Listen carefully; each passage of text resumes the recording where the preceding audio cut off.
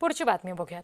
प्रसाद लाड यांच्यावरून लक्ष्मण हाके आणि काळकुटे यांच्यामध्ये जुंपली आहे। लक्ष्मण हाके यांच्या टीकेला गंगाधर काळकुटेंनी उत्तर दिले।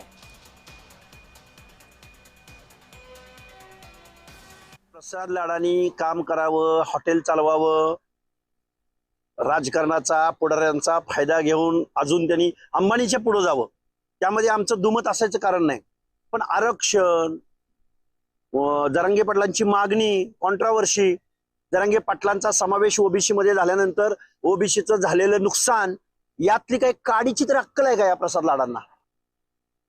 लक्ष्मण हाके नावाचा स्वान जाणून बुजून लाड साहेबाला म्हणतो, तू हॉटेलवाला आहेस, तू झाडू पोछा कर आणि हॉटेलवाल्याने असं काही काम करू नये, राजकारणातलं किंवा हे मराठा आणि सरकारमध्ये त्यांनी जाणून बुजून हस्तक्षेप करू नये असं जाणून बुजून त्याला म्हणायचंय।